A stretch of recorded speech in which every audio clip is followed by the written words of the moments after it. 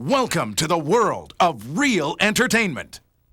Please stay tuned at the end of the program for previews of more exciting home videos. Now, enjoy the show.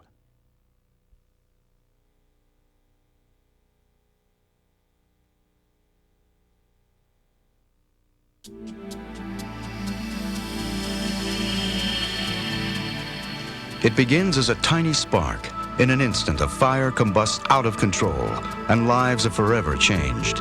The events you are about to see are real. There are no reenactments, no actors.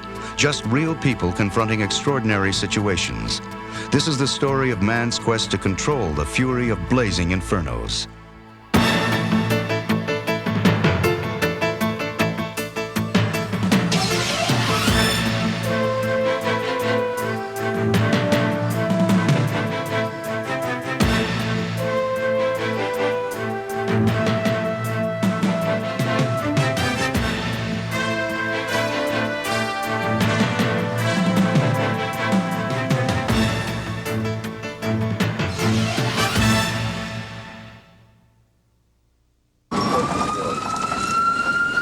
In Brooklyn, New York, the members of the New York Fire Department's Rescue 2 race to the site of an uncontained blaze. What we're going on now is a definite fire. The first two companies in have already confirmed it, and we're going in.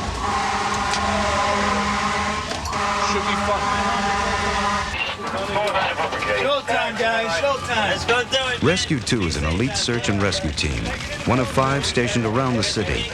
Of the 11,000 men and women who serve as New York's firefighters, only 200 are handpicked for these special units. While 2 other New York fire companies battle the fire itself, members of Rescue 2 run directly into the burning building. In search of victims who may be trapped by falling beams, toxic fumes, collapsing ceilings, or even sheer panic.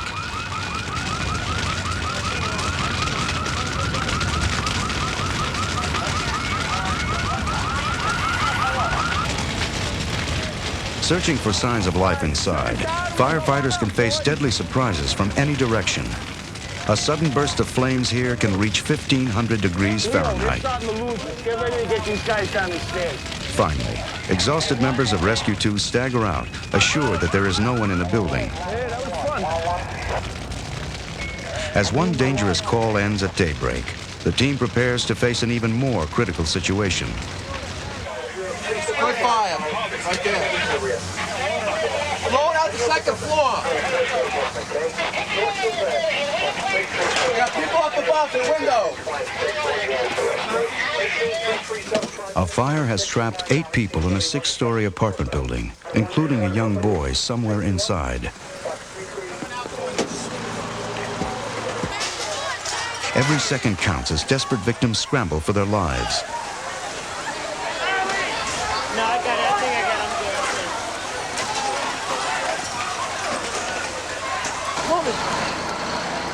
The members of Rescue 2 quickly lead several residents to safety, but 7-year-old Eric Otero remains trapped behind a wall of fire and deadly smoke.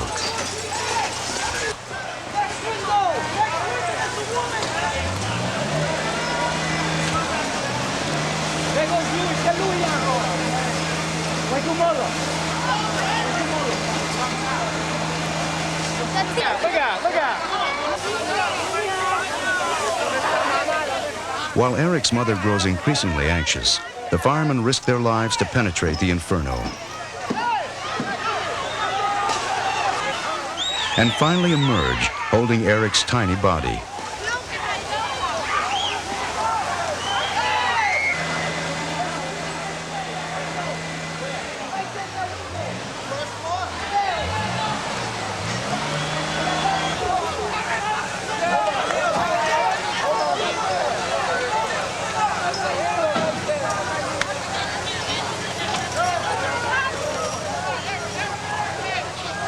Eric is passed along a chain of firefighters toward the arms of his desperate mother.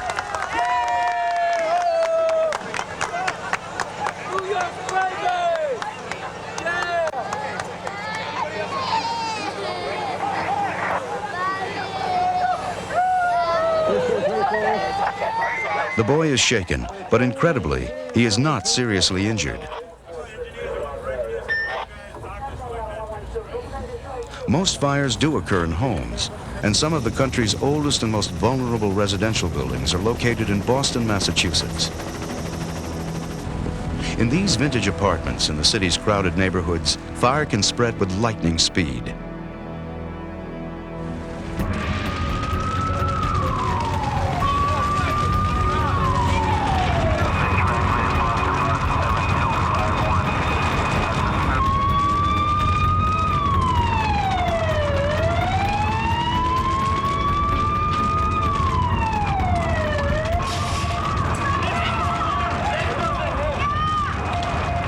The screams of a victim trapped in a blazing three-decker alert a neighbor, who races to the back of the burning building. Where are you, pal? Okay, you're up here on the second floor? 79-year-old Joseph Paris manages to crawl from his third-floor apartment to a lower roof. You're gonna be all right. Don't jump. Don't do anything.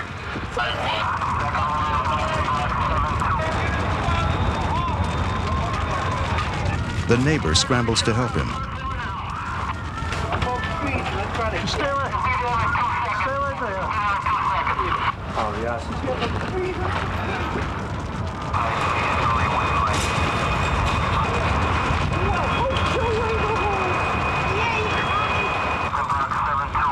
Boston firefighters, famous for their rapid rescues using ground ladders, act quickly.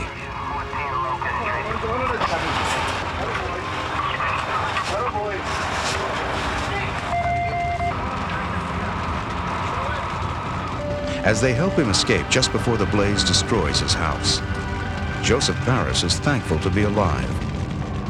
But fire's tragic grasp can reach anywhere, including this vacation escape in a tropical paradise. For 1,000 happy guests celebrating New Year's Eve at the luxurious DuPont Plaza Hotel, their party ends abruptly. An intense labor contract dispute turns ugly when 3 angry union workers set a small fire in an empty first-floor ballroom. Elevator shafts and stairwells quickly suck the flames up through the 22-story building, transforming the spot of paradise into a living hell. The fast-spreading fire takes the lives of 85 people in a casino alone.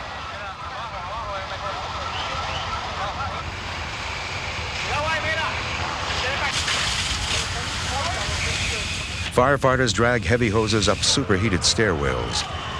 Opening any door risks instant and agonizing death from backdrafts.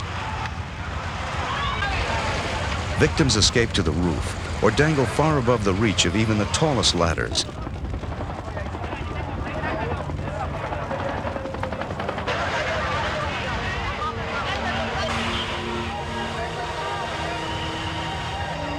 Still, firefighters press on, lifting, coaxing, and saving a lucky few.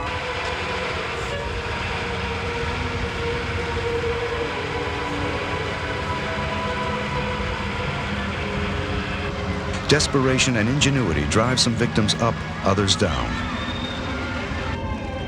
The park below resembles the ruins of war.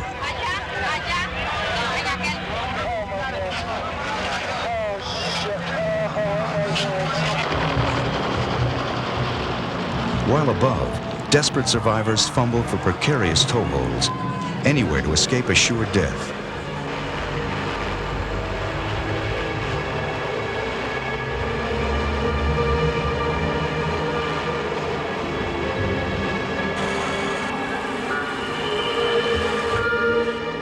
Flight after flight, helicopters take incredible risks. Maneuvering with split-second timing alongside the building. Flying through the blinding, billowing smoke and sudden updrafts.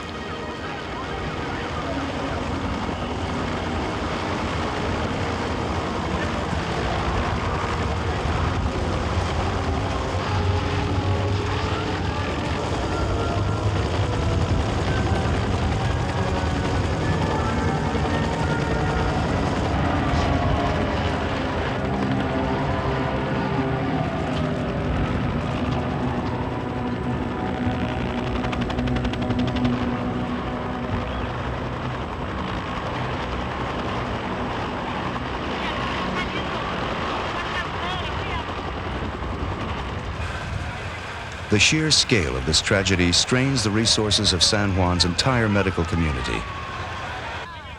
Friends, relatives, and strangers join in the frantic efforts.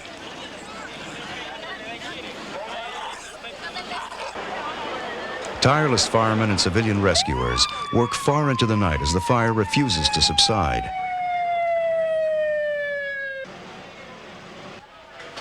The blaze is the deadliest in the U.S., since 84 victims died in another arson fire at the Las Vegas MGM Grand.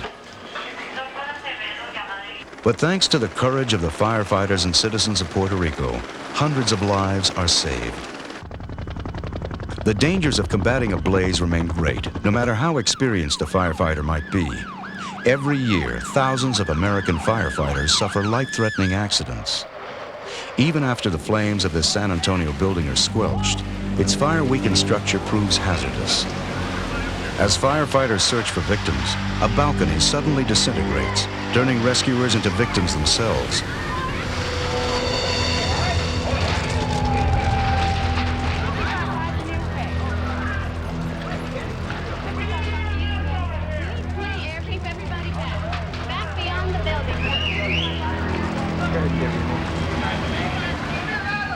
Four firefighters sustained serious injuries fighting the blaze, but all the residents are safe. Elsewhere in San Antonio, firefighters race to yet another call.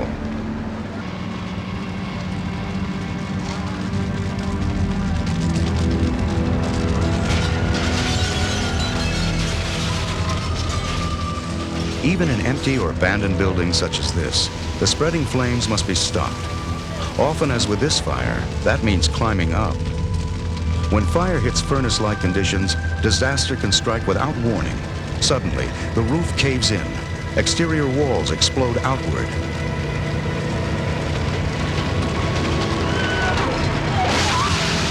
The 15-foot fall onto concrete dislocates the fireman's shoulder and causes painful internal injuries. Climbing a ladder that's leaning against fire-damaged structures is always dangerous, but sometimes it provides a victim's only chance for survival. In this early morning fire in another part of town, fire traps two women on the second floor of this 19th century home. Their only hope lies in the firefighters' incredibly risky attempt to climb a ladder propped up against the burning building. Suddenly, disaster strikes. Three firefighters sustain serious injury as they tumble helplessly under a heap of burning debris. While paramedics treat them, other firefighters make their way into the building when they hear desperate cries for help. Despite the fire's intensity, they continue their battle with the relentless flames. An elderly woman is the first to be rescued. A firefighter carefully guides her down the ladder. As she climbs to safety, she tells them that her niece remains inside, lying trapped and unconscious somewhere in the Inferno. Firefighter Tony Gonzalez takes a huge risk as he plunges into the blaze in search of the final victim. He inches his way through blinding smoke into a room engulfed by flames. Anxious moments pass, and he has not reappeared. Finally, he emerges, dragging the unconscious victim to a ledge. 50-year-old Eliza Braboy barely clings to life.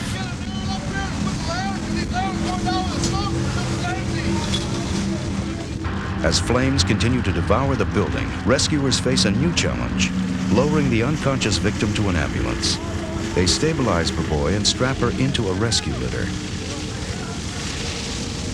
At any moment, this charred roof could crumble, plunging rescuers and victim to the pavement below.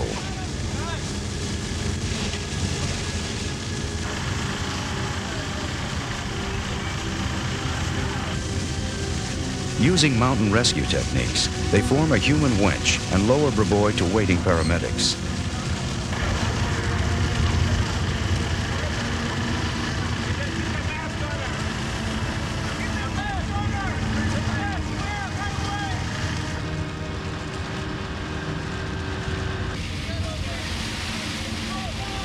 the quick and selfless heroism of firefighter Gonzalez has saved another life.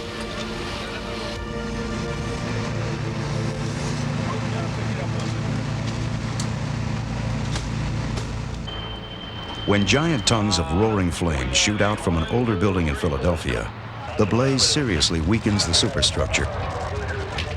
A wall collapses directly on 2 firemen, burying them beneath a half a ton of smoldering debris.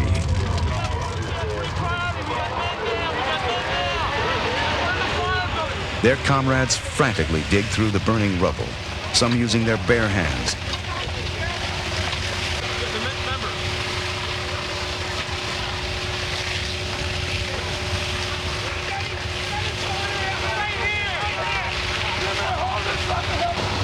As agonizing minutes tick away, it appears that 2 more firefighters have lost their lives in the line of duty.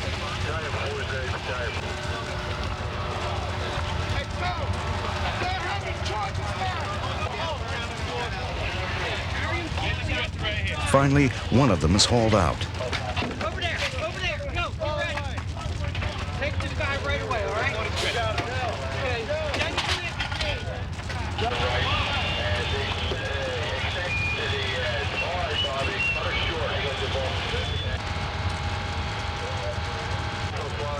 At last, the second victim is also freed. Thanks to his partners, he survives the kind of accident firefighters face every working day.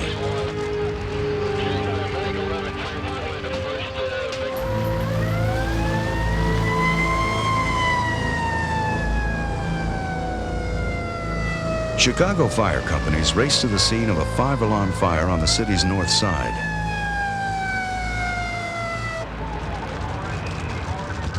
Within minutes, firefighters arrive to find the Paxton Hotel being consumed by flames. As fire rages through the building, trapped residents desperately search for a way out. Help is on the way, but for many, the smoke and blistering heat have become unbearable and panic sets in. The firefighters on scene sense a situation that could spiral out of control. As they reach victims, they try to calm the mounting hysteria. In his haste to escape, a fear-stricken man nearly falls to his death.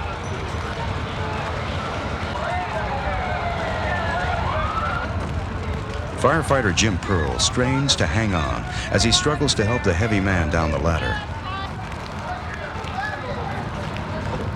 But as they near the ground, the terrified victim loses his grip, and his immense weight breaks Pearl's hold.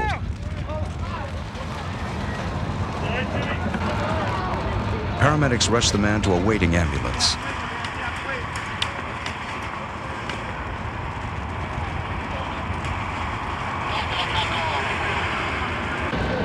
Inside, the fire grows. 2,000-degree flames hot enough to melt the firefighters' helmets. To gain access, they saw through the metal security gates and back. Suddenly, flames ignite the building's electrical main transformer, setting off a series of 12,000-volt explosions.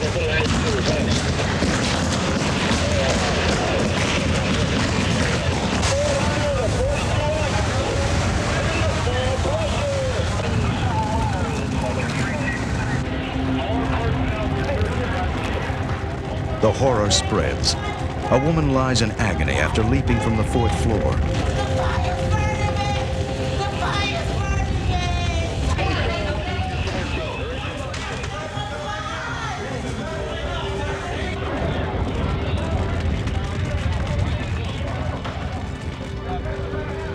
A man paralyzed by fear clings to a water pipe and cannot let go.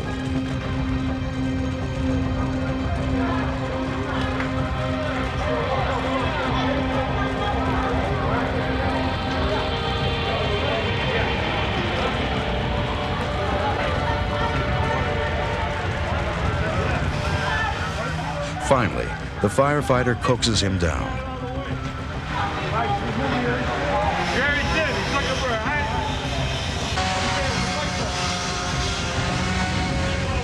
Once on the ground, he and the injured woman are rushed to the hospital.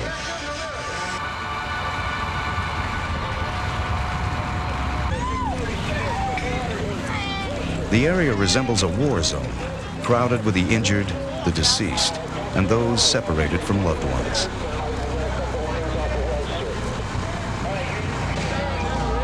Finally, the firefighters reach a neighboring rooftop and gain their first solid vantage point. But the endless casualties continue, including this semi-conscious woman who must be lowered in a Stokes basket. Because firefighters are spread so thin, only one man is available to guide the basket down.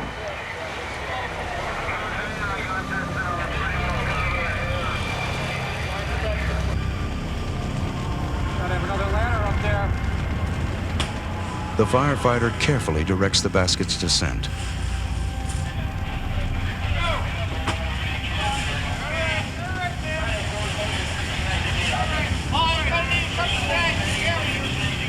At last, he reaches the safety of the ground and another life has been saved.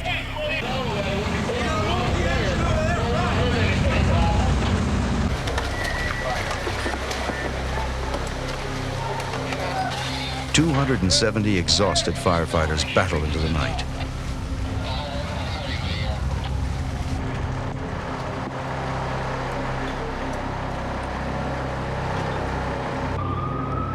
By morning, they have smothered the fire.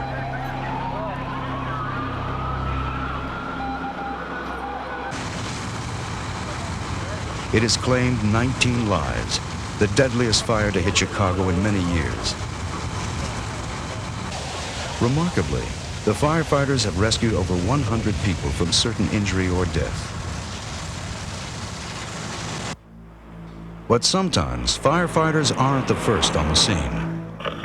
TV news cameraman Pat McCluskey was driving down a quiet San Diego street one night when something caught his attention. Juka Holiday was trapped in his burning home and his wife Janice was terrified that she'd lose him. A roaring fire spreads through a nearby apartment with no firefighters in sight.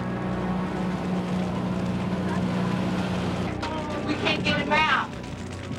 As Pat races to help out, a neighbor, Jose Estrada, emerges from the heavy smoke. We can't see. Hey, you give me the camera, maybe I can... McCluskey realizes his camera lights could help save a life. With Pat's makeshift spotlight close behind, Jose wages a desperate search for Juka. But heat and smoke drive him back. I need more air.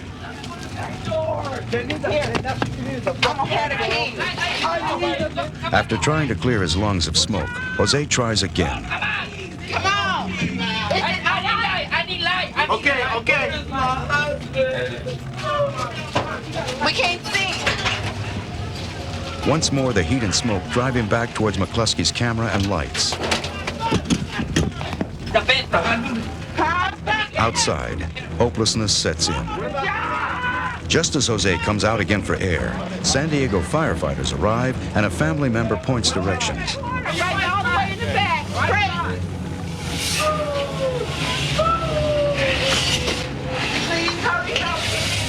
Led by Captain Mike DiTomaso, they search room to room, tripping over furniture, blindly trying to feel their way around.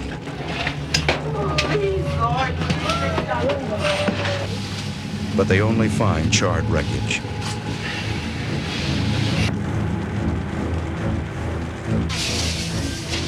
The firefighters finally bring the fire under control and continue the search for Juka. At last, they find his unconscious body.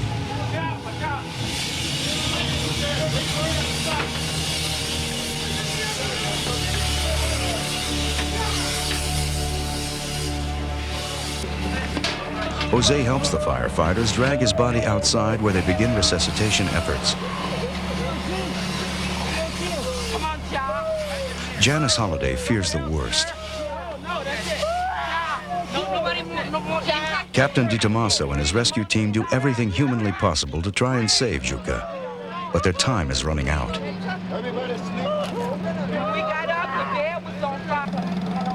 A painfully slow pattern of breathing begins, but Juka is within seconds of dying.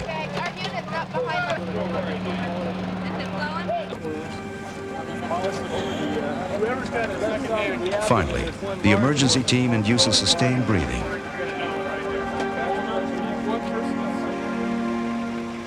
Juka Holliday's life is saved by the skill of San Diego firefighters.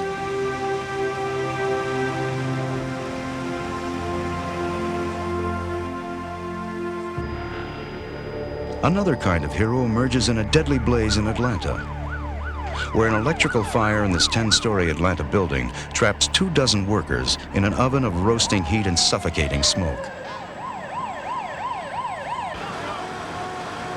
While one group of firefighters attacks the fire from within, another group extends ladders outside, quickly reaching several trapped victims.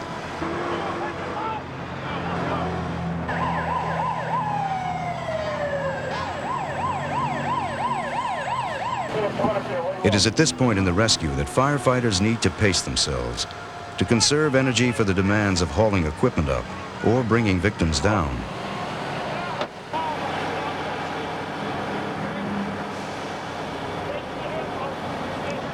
Rescuers must first transport frightened victims to safety one by one, step by step.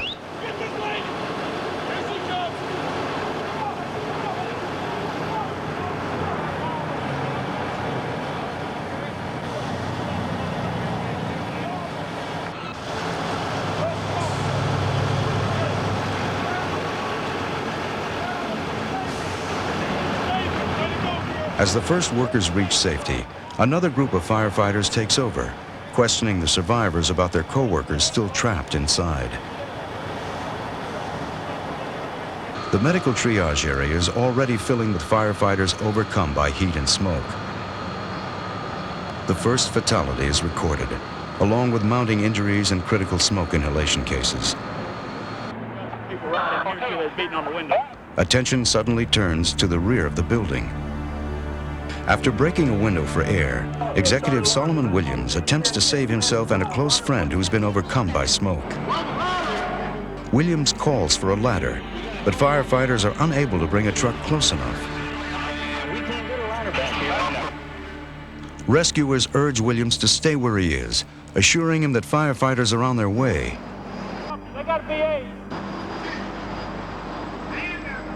Their fate now lies in the hands of Captain Michael Rogers.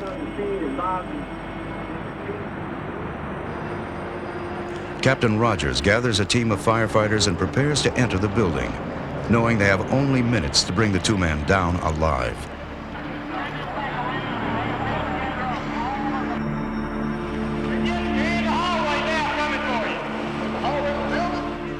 Inside, a lifeless body shows the would-be rescuers just how quickly this fire can kill. Solomon Williams needs no such reminders.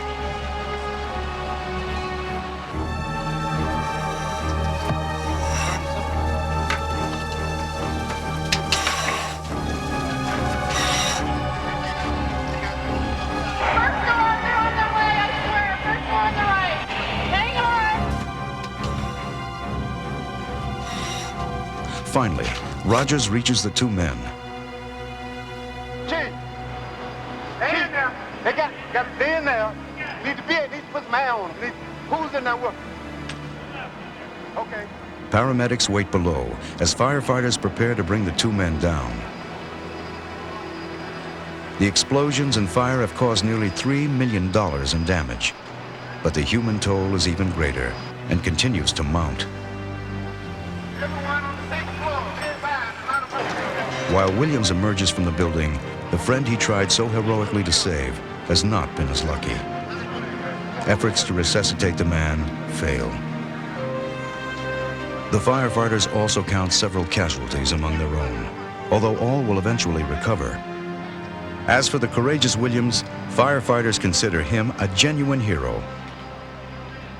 Still, another hero emerges in Adelaide, Australia. These so-called midget racers carry over 30 gallons of methanol. Suddenly, a competitor slams into racer Dud Lambert's car, rupturing his fuel tank. Flames spread quickly. Dud Lambert's car. Phil Horine's okay. He was enveloped in flame for a moment, but he's okay. He's out of it. Lambert cannot unbuckle his shoulder harness. Firefighters move in to spray the flames before the gas tank explodes like a bomb, but the heat drives them backwards. Ignoring the peril, fellow racer Terry Wigzell rushes in to help.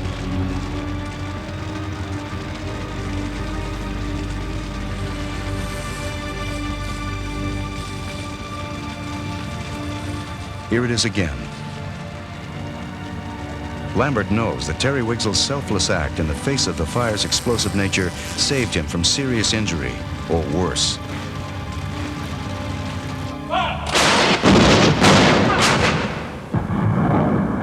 At the end of the Gulf War, fleeing Iraqi forces set ablaze 650 Kuwaiti oil wells across the desert.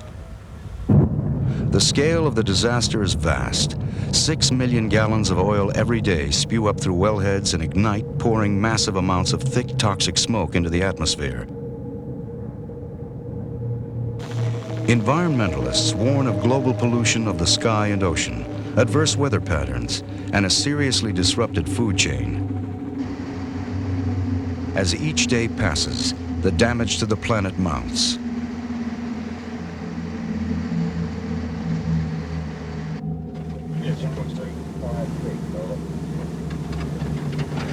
British explosive experts move in first, sweeping the hot desert surface for live explosives. We can see the tripwires and the stakes, but we can't see the actual mines themselves. Working with simple equipment, and at times with their bare hands, they risk their lives to clear a safe pathway for the rest of the team. Before fleeing, the Iraqi army has laced the desert with landmines to slow efforts to shut down the fires. I just removed the detonator. Each mine must be delicately disarmed. And that's the mine disarmed now. Next, charges trigger any live ordnance left from the fighting. The charge, close to but not quite touching.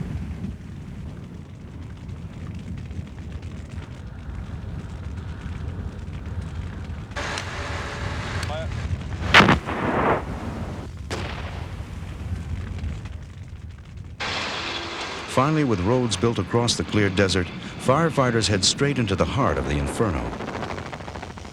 The danger is enormous. Temperatures reach 3,000 degrees Fahrenheit, hot enough to melt steel. Months of perilous work pass. This is the midday sun. Often the smoke-blackened sky hides the sun.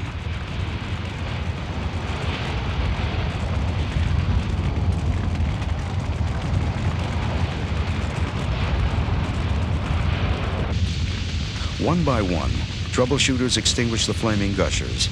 After nearly all of the 650 fires are out, one stubborn well remains untamed. Last one. We'll get her. Firefighters move in on their last challenge.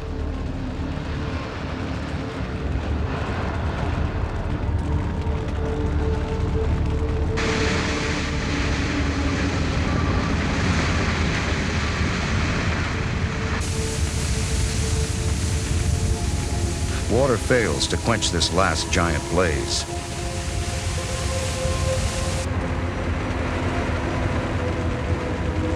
Remarkably, the fires have claimed no fatalities so far. Teamwork has been the key to survival for 10 exhausting months. Now watching out for each other is even more important.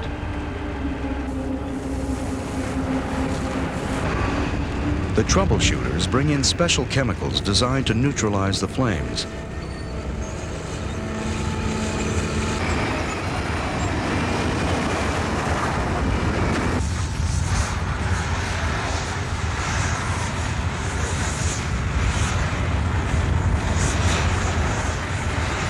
The chemical retardant finally smothers the flames, and a firefighter moves in.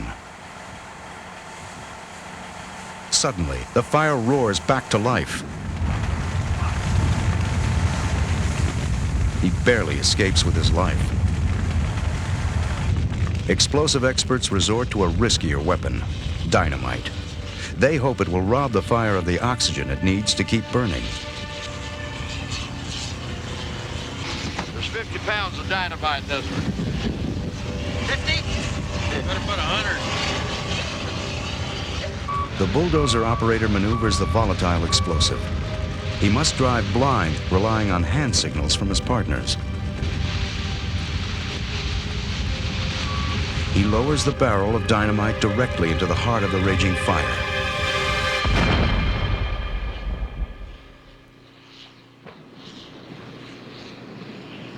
Finally, the last fire is out.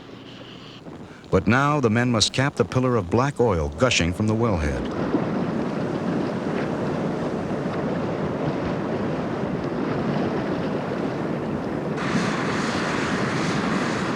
They finish the job using a special capping device known as a Christmas tree.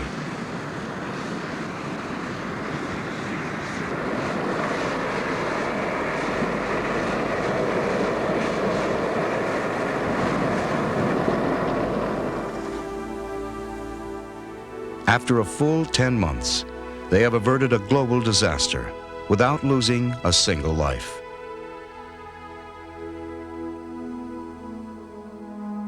Another oil rig, the doomed Piper Alpha, explodes into a massive hellfire off the coast of Scotland.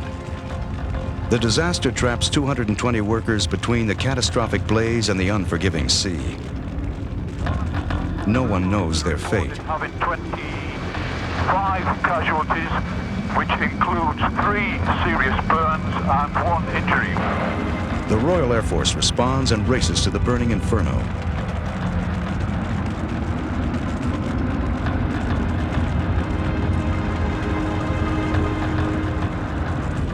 The Air Force loads emergency medical supplies and rescue personnel into helicopters. A boat pours water on the fires. But the flames blind the pilots. They must pull back before making another approach. Golf Oscar Oscar, the tower study deck is clear. Roger. Yes, sir, you are the one with medical staff. Affirmative. Doctors arrive on a hospital support ship. But accurate reports from the disaster are slow in coming. The condition of most of the victims is still unknown. Rescue 01 from Towers. Any aircraft could assist if they could bring spare stretchers. We get it very short of stretchers. The gushing oil continues to ignite out of control. But then the stakes are raised even higher. Rig is now believed to be emitting hydrogen sulfide, and there is a high probability of an underwater explosion. There is heavy smoke and flames spreading to the north of the rig. The potential for a massive underwater explosion increases the already perilous risk to victims and rescuers alike.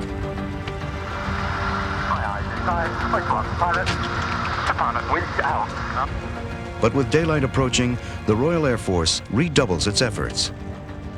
Unfortunately, even heroic efforts are not enough to save this man. The horror becomes clear. This man's boots literally melted under his feet. Okay, so just a bit of water. Yeah, we have 29 in. Doctors treat the few who are brought to their makeshift operating room.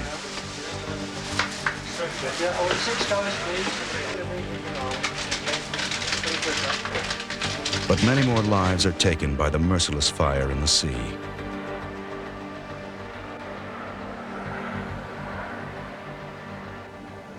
The term "spread like wildfire" is one feared by many homeowners. Driven by November winds, this huge wildfire spreads with devastating speed, devouring thousands of acres and countless homes. Entire neighborhoods quickly become hellish battlegrounds.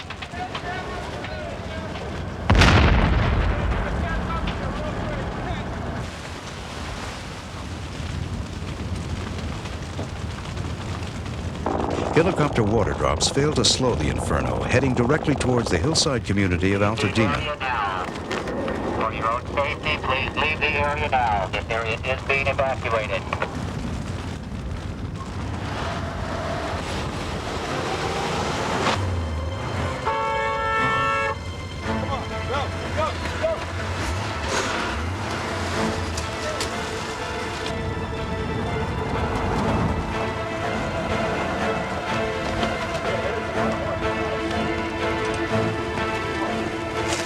David Caston and other residents of this home quickly grab some prized possessions and flee.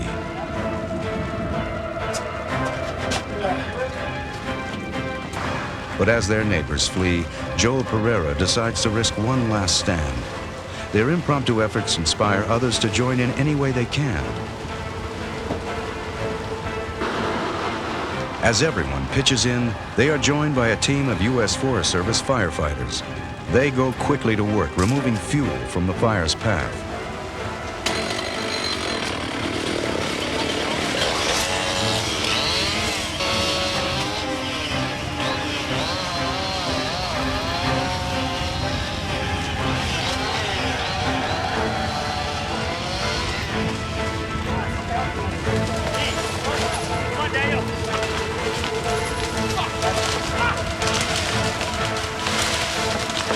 As even complete strangers come to the rescue, they manage to keep the flames at bay just long enough for the Glendale Fire Department to arrive. With the added equipment and manpower, the team of neighbors and firefighters now has a fighting chance.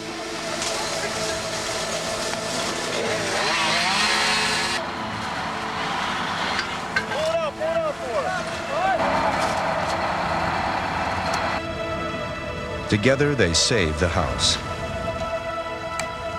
Although these homeowners chose to fight the fire, guests at this hotel in Norway are more than willing to flee. But they are unable to escape through corridors filled with suffocating smoke.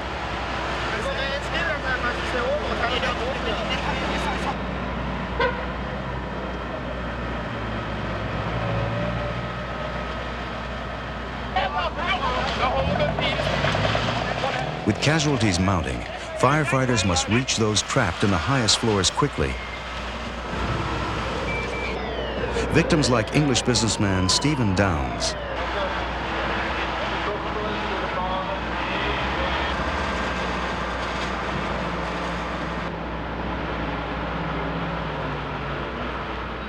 from inside the building, a team of firefighters battles through the smoke and flames to reach Downs.